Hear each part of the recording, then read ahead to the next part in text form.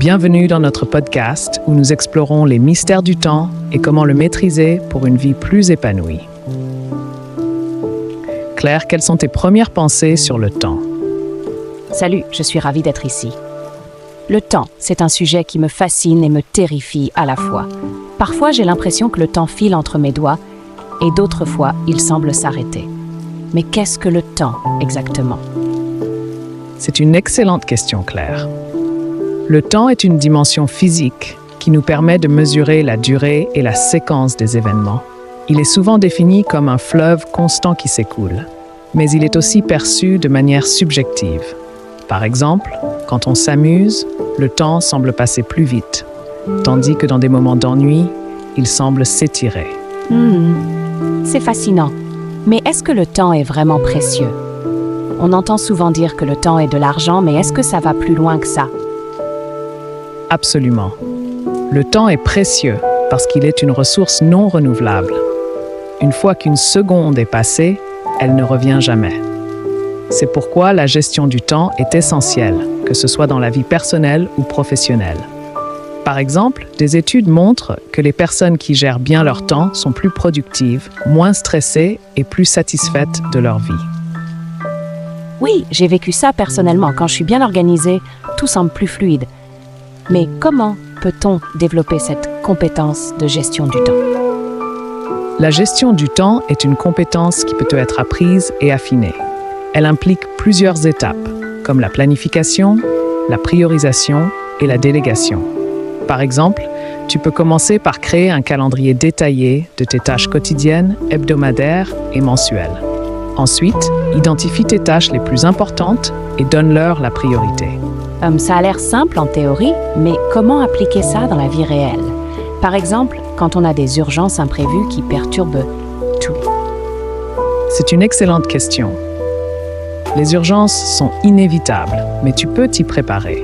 Utilise des techniques comme la règle 80-20 qui stipule que 80% des résultats viennent de 20% des efforts. Concentre-toi sur ces tâches à haut impact et sois prêt à ajuster tes priorités en cas de besoin. Par exemple, si tu as un projet important, prévois des blocs de temps spécifiques pour travailler dessus et garde un peu de flexibilité pour les imprévus. Je vois, ça a l'air très structuré, mais quels sont les impacts concrets de la gestion du temps sur la productivité? J'imagine que ça ne se limite pas seulement à faire plus de tâches en moins de temps. Non? Exactement. La gestion du temps améliore la productivité bien au-delà de la simple quantité de travail accompli. Elle permet de prendre des pauses réelles, de se concentrer sur ce qui est vraiment important et de réduire le stress. Par exemple, une étude a montré que les employés qui gèrent bien leur temps sont 45% moins stressés et 30% plus satisfaits de leur travail. Waouh, ces chiffres sont impressionnants. Et comment le temps affecte-t-il notre vie personnelle? Par exemple, comment équilibrer le temps entre le travail et la famille? C'est un équilibre délicat, mais il est crucial. La gestion du temps permet de créer des frontières claires entre la vie professionnelle et personnelle. Par exemple, tu peux établir des heures de travail fixes et les respecter, même quand tu travailles à domicile. Cela permet de consacrer du temps de qualité à ta famille et à tes loisirs, tout en restant productif. Ça semble logique, mais comment le temps peut-il aider à réduire le stress? Je pense que c'est un des aspects les plus importants, non? Tout à fait. La gestion du temps réduit le stress en créant un sentiment de contrôle. Quand tu as un plan clair et que tu respectes tes priorités, tu te sens moins submergé. Par exemple, en utilisant des techniques comme la liste des tâches, tu peux visualiser ce que tu dois faire et planifier ton temps en conséquence. Cela permet de réduire l'anxiété liée à l'accumulation des tâches. C'est vrai. Et comment peut-on améliorer la qualité de vie grâce à une meilleure gestion du temps? Est-ce que ça va au-delà de la productivité et du stress? Oui, bien sûr. Une meilleure gestion du temps permet de trouver du temps pour les choses qui te font vraiment plaisir, que ce soit passer du temps avec des amis, pratiquer un hobby ou simplement se relaxer. Par exemple, en éliminant les distractions inutiles comme les réseaux sociaux, tu peux récupérer des heures chaque semaine pour des activités plus gratifiantes.